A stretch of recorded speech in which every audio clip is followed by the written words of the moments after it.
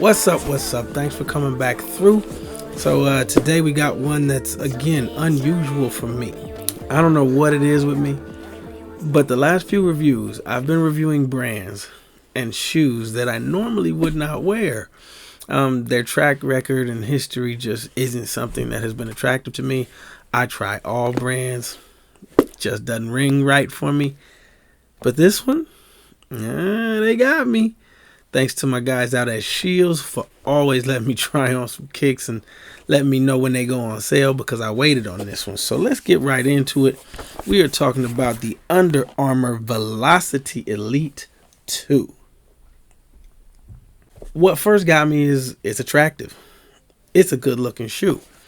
The styling is on par with all the major brands. You know, Mizuno, Saucony, even Nike. The design is very sleek. Under Armour is not typically one to do shoes that look so good. Normally they're pretty clunky, pretty homely looking. This one was attractive right off top. It's got some features that are surprising. It also has some features that make it not a true super shoe. So there is the first con, or should I say the first pain point. A $250 shoe that just feels like a good everyday trainer. I mean, there's nothing wrong with that, but it's not $250. Okay, it's just not. I waited for it to go on sale. My guys always call me and tell me, like, the one you were looking at is on sale. All right, cool, on my way. As we always do, upper midsole, outsole. Although midsole, outsole are a dual density happening, so that's going to be fun to talk about. The warp upper is very, very translucent, very see-through, very breathable. See, you can see fingers right through it, fingers and toes right through it. It's breathable. It's snug. The sort of webbing around the shoe makes the fit very, very snug. Feels good. Plenty of room in the toe box, mainly because the insole is not very thick. We'll get to that in a second, but I did on my right foot have a little issue with my pinky toe getting rubbed a little bit. Again, in certain socks, I can't do it. It's roomy enough width-wise, but it's a little shallow on top. So if that bothers you, the height of the toe is a little shallow, and you can kind of see that there. It's an over cushion type of shoe, shallow on that toe, really speedy looking, but I don't know if it's truly a super shoe. The strapping and webbing that goes across the shoe are actually pretty attractive. I like the look of that. I'm never a fan of the Under Armour logo, so I'm glad it kind of gets lost in the webbing there. Standard eyelets that are part of that woven webbing. Just pull straight across the shoe. Snug fit. Never had a problem with that.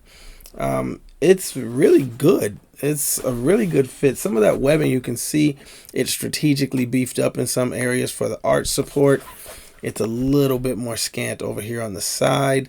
I like things like that. That's considered design. It's smart. Standard heel. You know, it's got a small heel counter there, where it's only hard just in that one little horn, that one little spot to support the Achilles and the heel bone. But other than that, it's all the Warp 2.0 webbing. Standard collar. Nothing super special about it. I wish it would grip the sock a little bit more, kind of like my Adios Pro 3. But this is just your standard sort of upper satin material right there. One gripe I have about the tongue. The tongue is sort of this faux suede. It's got breathability holes poked all through it. But again, that edge gives it that sort of, sloppy bacon roll. And so it's hard to get it flat against the seams just inside the shoe. It tends to curl under, leaving a gap right there. Small gripe, but a gripe nonetheless. The breathability of the tongue is great. Actually, you can see it right there. it's doing it right there. That's what it does, and it annoys me. It curls under, and I have to make sure to stick my finger in the shoe when I get it on and flatten everything out. They've got to figure out a way to do a tongue on the shoes. I don't care how lightweight the shoe is. Just give me a normal tongue. Or gusset the thing. Gusset it down and leave it where it's at. That I would like. The insole is very, very thin. Think of all of the Nike insoles with the Zoom X. Very thin. I know what they're going for. They're going for weight reduction. In this case, it works because there is so much of a stack in this shoe. I don't know the exact stack height. We'll get into that, but you're sitting up on top of everything. So they went thin on the insole. I didn't have a problem with it. I've been in it for a few days now. I kind of like that it's that way. Normally, you know me, I'm shoving new insoles in all the time. I'm swapping insoles, mainly from my craft shoes, which I love so much for the insole. Come to think of it, this kind of reminds me of a craft. The feel and the ride are very much like the craft carbon. Yeah. Yeah, it's very much like the CTM. Midsole, outsole. One and the same, kind of the same. There's no true outsole to this shoe because Under Armour is using their Flow foam, which is a compression molded EVA. That kind of deadens the impact.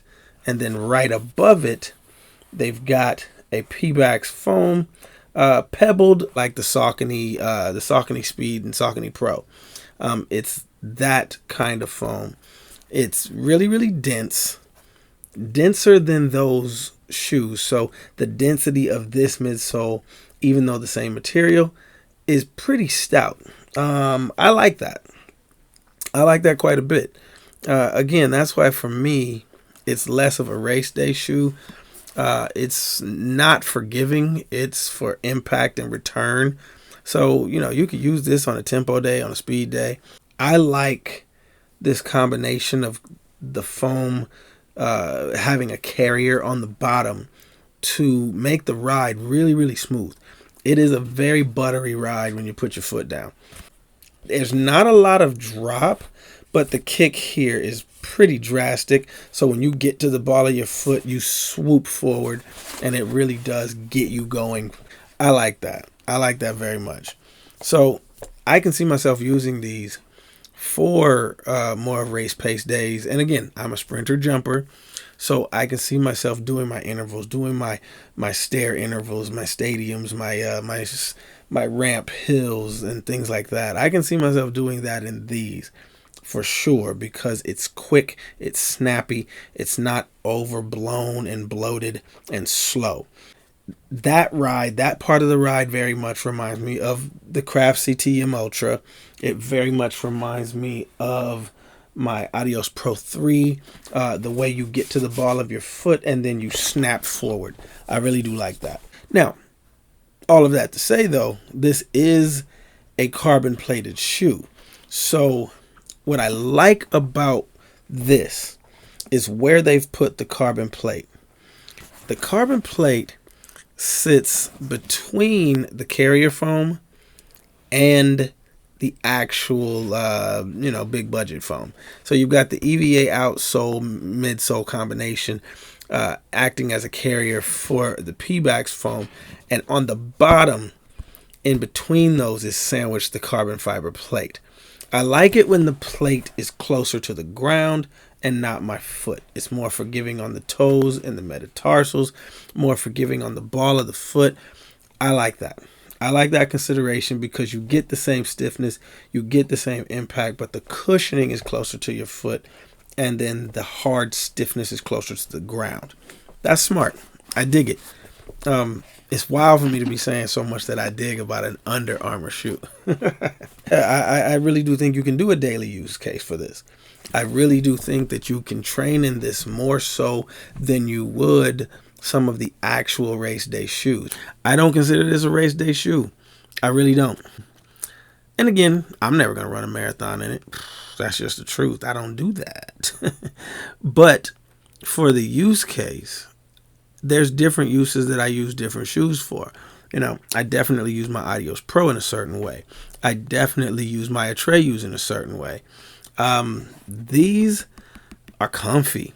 I can see myself in these for daily walking, coaching, you know, when I'm at the college. Definitely go from coaching to get a workout in. Don't have to carry an extra pair of shoes.